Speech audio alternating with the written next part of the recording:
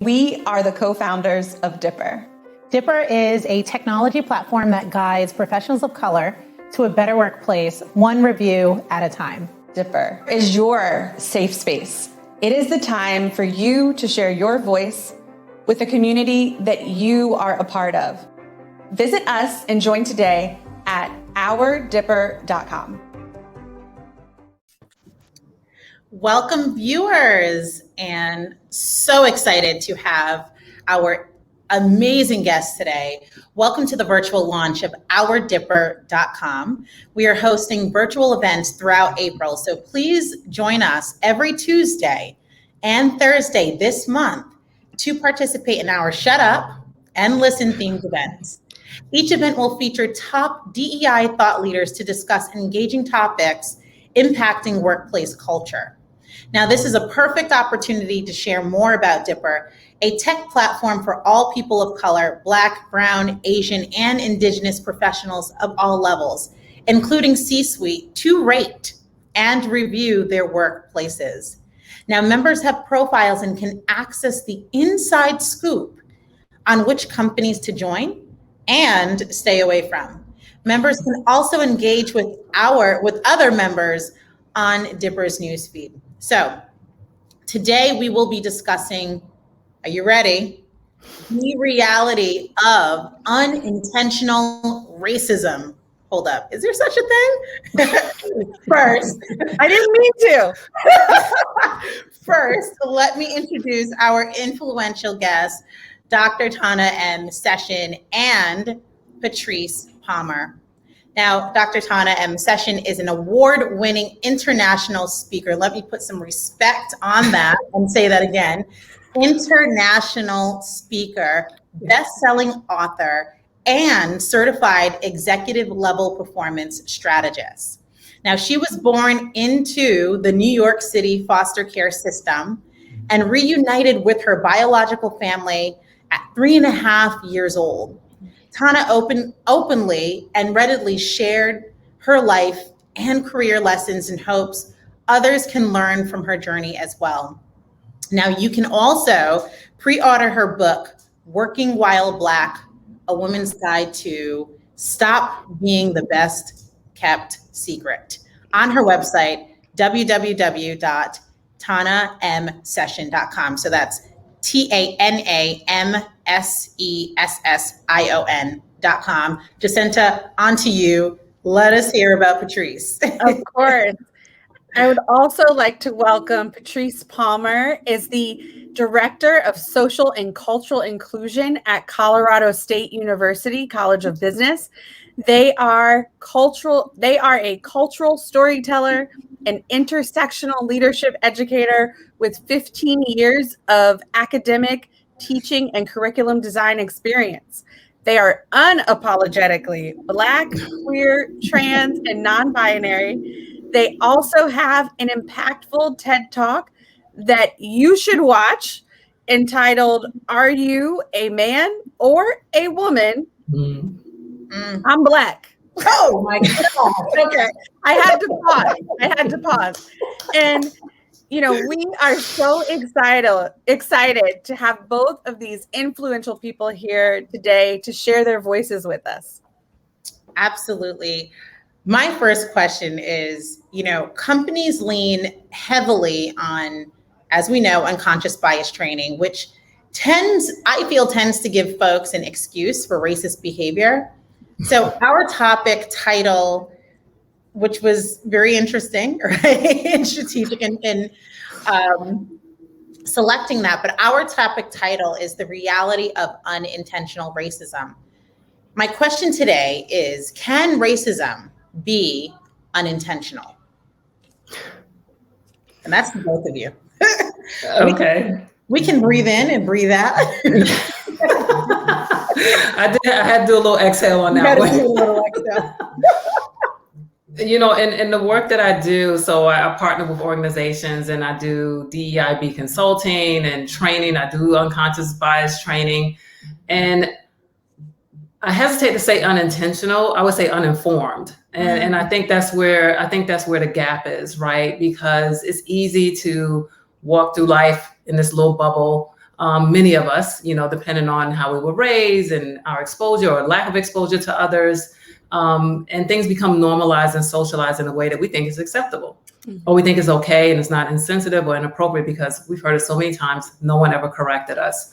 So I would say uninformed, and I'll put a pin in that right there. Yeah. No, thank you for sharing that. What are your thoughts, Patrice? Yeah, I also have done quite a few facilitations around unconscious bias, and I always name it consciously unaware, because what is happening is a conscious effort. There is some consciousness in othering people. Like, that you don't want that person doing X, Y, and Z. Now, you may not know all of the mitigating factors as to why you believe this, but there is a conscious effort in it. And I think we need to put people back in the driver's seat of how they show up and hold them accountable. A lot of times in having conversations with folks, accountability is absolutely linked to punishment. So how are you going to make me do something? Yeah. And I think it may be the environment. There's a lot to do with the environment, because growing up with a Black mother, growing up with a Black Gullah mother, accountability was something you had to have. Like, you have to own up to what you do. And so for me, it is as simple as breathing. It is a part of me, but I recognize that there are so many folks who have never had to be accountable for anything. And so because of that accountability hurts. There is a physical, visceral pain associated with having to know that even though you did not show up to hurt me, I was hurt in the process, and you're going to have to hold that. And it's really hard for people to hold. So again, I think it's being consciously unaware of what you are doing, because as you said, Dr. Sessions, it has been normalized. It is woven into the fabric of who we are. And so when folks call it out, it is if you are calling out our culture. It is calling out our way of life. And that is why I believe so many folks have such a visceral reaction to it. And I love that conscious awareness and that concept. Can either one of you, both of you, share a time where you felt you experienced racism, and did the intent behind the racist behavior matter to you at the moment? And can you tell us more about the specific experience too? Which one? Exactly. Everybody is like, let me put on my list. Let me find the one that is as least traumatizing to everyone else that I can share, right? I honestly, I have so many to name. I can't pick one. And I think because of that, there's a numbing effect to what racism do. I'm never surprised by it. You can't even get hurt anymore. And I think I've become hardened because of it. And I have to constantly reassert my own emotion, because I am so used to not feeling that I go into spaces with folks who aren't trying to harm me, and I'm already on defense. I'm already feeling the repercussions and the trauma from it. So what I say to that is, without giving a point blank instance, because honestly there are just too many to name, I would say the feeling behind it would be the same as someone who has been out with their friends all day and they've been drinking, and they decide to get in the car and go home. It does not matter that you was just trying to get home. It matters that you hurt somebody because you consciously knew that what you did had a 50-50 chance of working, but you took the gamble and my life was taken. So there's nothing you can say to my mother. There's nothing you can say to my family that will rectify what you have done. So the care behind it, I don't care. Do I understand? Yes. Because you was just trying to get home. But it does not take back the action. And folks need to understand that your intent and your impact do not have to equal. What happens at the end of the day, and how do I get to walk away from it? Do I get to live another day? That is what I'm concerned about. Wow, that's a powerful example. Would love to hear from you, Doctor. Yeah, very powerful, Patrice. And I was, as you were talking, I was thinking about so many instances where I probably normalize it for myself, right? And then reflecting back on it, I'm like, no, that was racism. They blatantly treated me differently because of the color of my skin, without knowing the content of my character, right? Without knowing who I am as an individual or person. So I can think of instances in department stores, where I was overlooked and someone white came by and they took them first. I can think of instances where I've been called out of my name on public transportation or walking the street.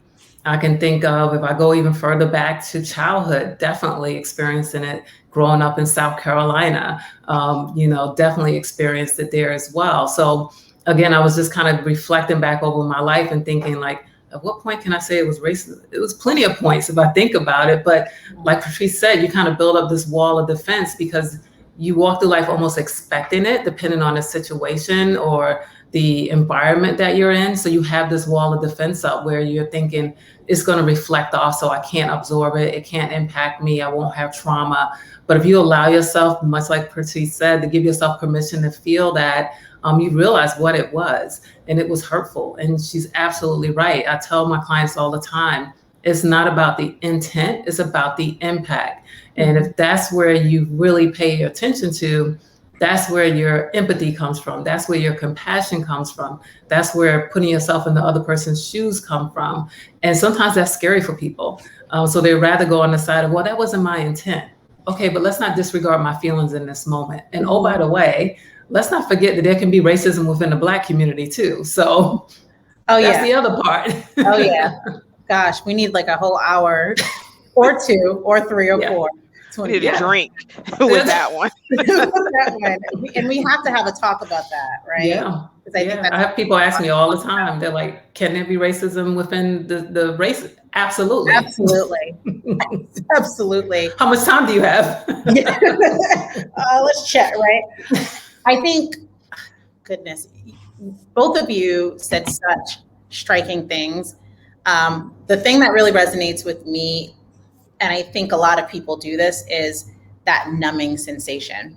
That expectation of, oh, okay, this is going to happen, so let me just expect for this to happen as Black people.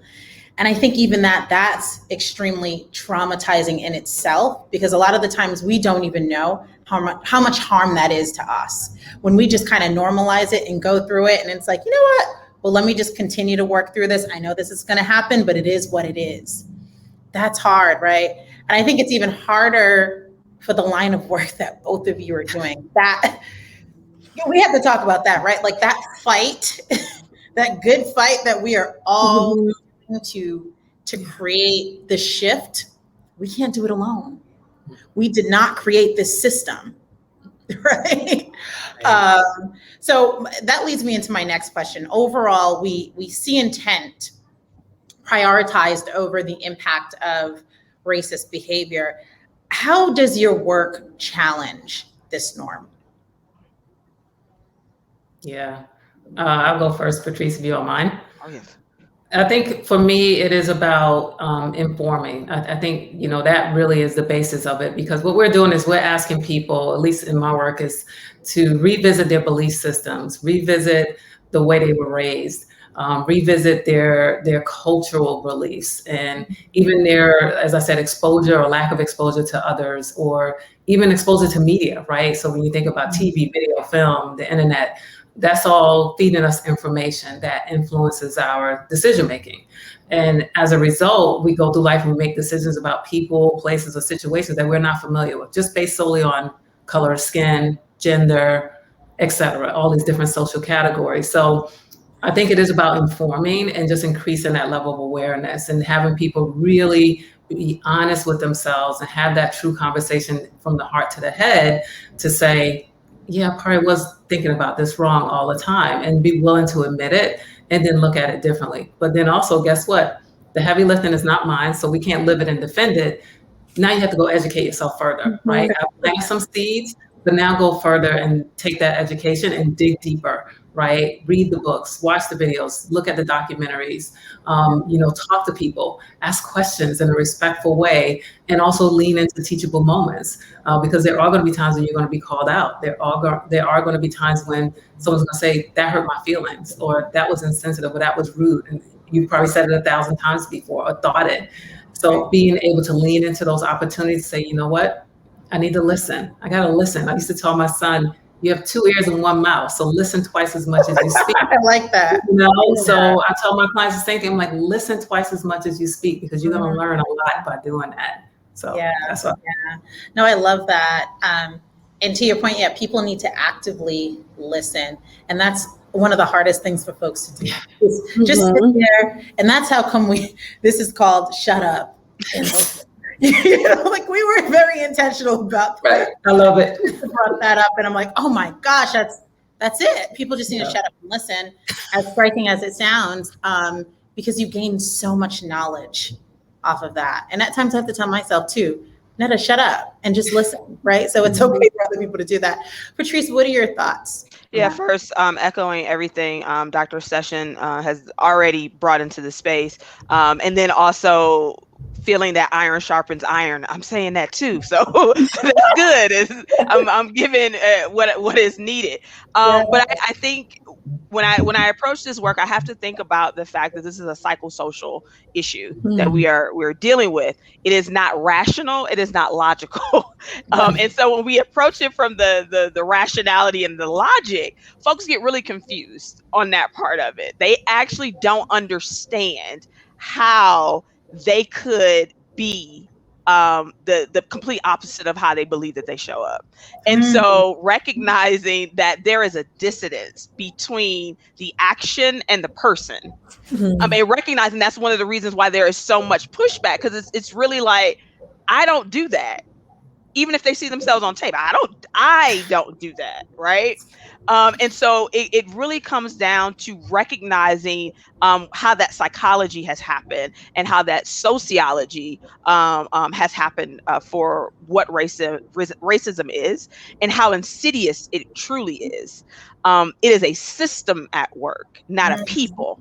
And that is the part that sometimes folks that are in our profession sometimes are trying to target the people, and they're trying to get the people to understand that this is wrong, when in fact you have to get them to understand that they are a part of a system and they are working the system even without them knowing about it.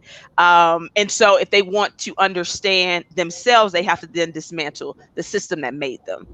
So again, when we think about how to approach this, I really try with any of my clients to think about, how am I competently giving them the skills to do this?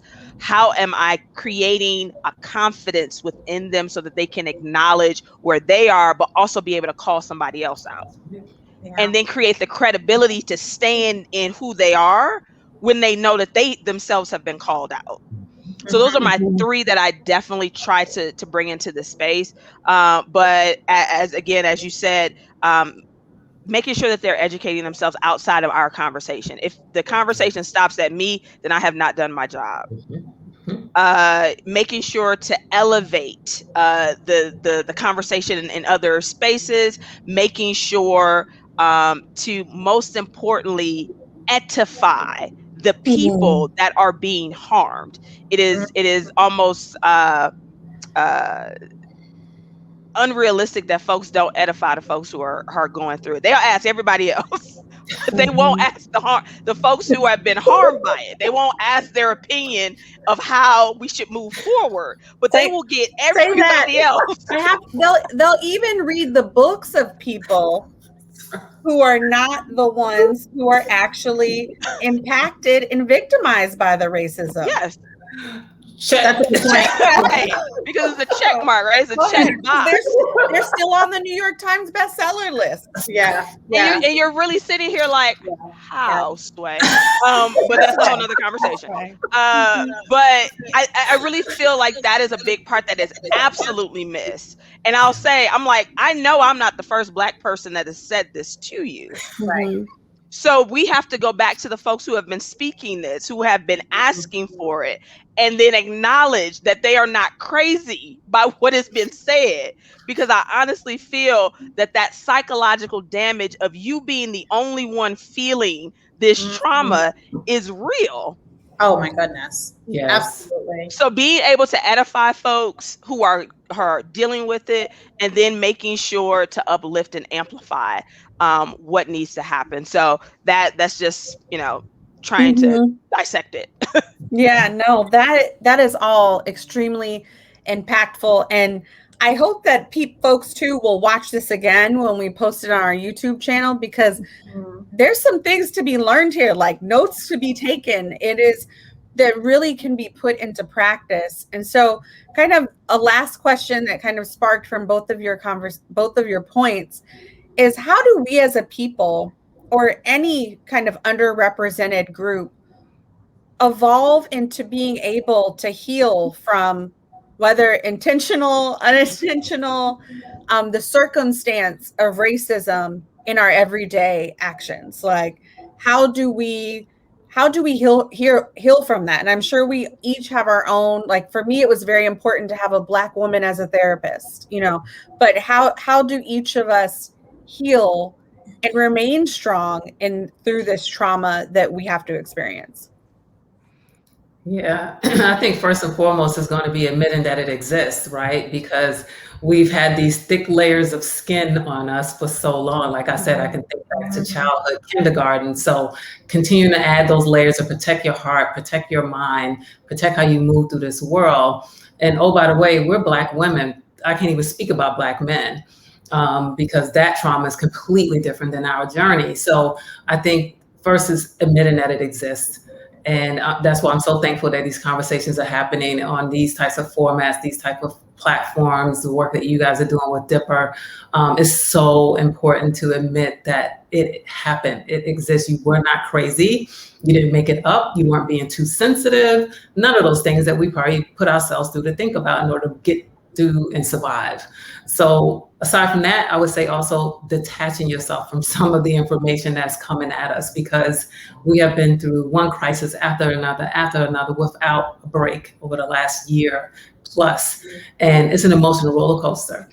And in the work that we do, we're trying to keep everyone else healthy, safe, psychologically safe, creating these safe spaces for everyone. But then what are we doing for ourselves? So I have to disconnect. I have to give myself that space to say it's okay not to be front of the line, getting the first information first, giving it out. And like, sometimes I can take a step back, because I have to give myself that moment to go through my own healing process. And yes, therapy is important as well. So those are some of the strategies that I have to use personally, is admit that it happened. I'm not crazy. Validating those feelings and then processing them, and then giving myself opportunities to disconnect so that I can heal from that trauma, so I can live to fight another day. Absolutely. Wow. And amen. Thank you for that. I hear that. Yeah. I agree with everything that is said, and I absolutely. I'll use the events of the past few days. In healing, when the verdict was read, I did not feel healed. I did not feel justified. I felt long overdue.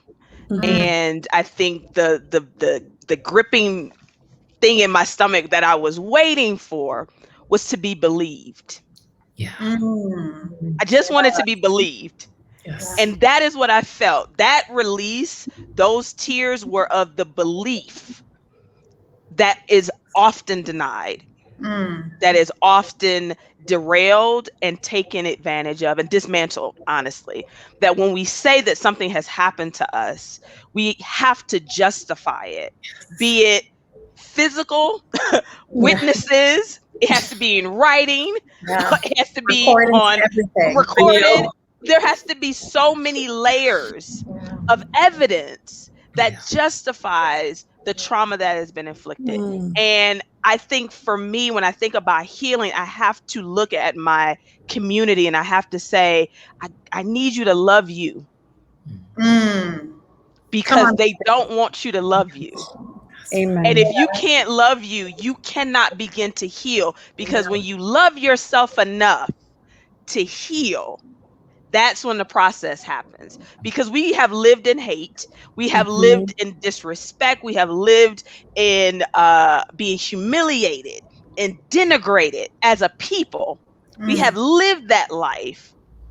And so for us to find love in ourselves is the only way that we can ever begin to heal. And I think we still struggle with it, because if they can't love you, how can I love me? How can these other folks love me? I've seen it in media. I've seen it in all these different ways where I'm not loved. So it is extremely hard for me to look at myself in the mirror and say, what you said was truth. It is extremely hard for me to look at myself in the mirror and say, who you are is good enough. You are not an imposter.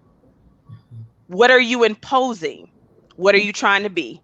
Who are you disguised as?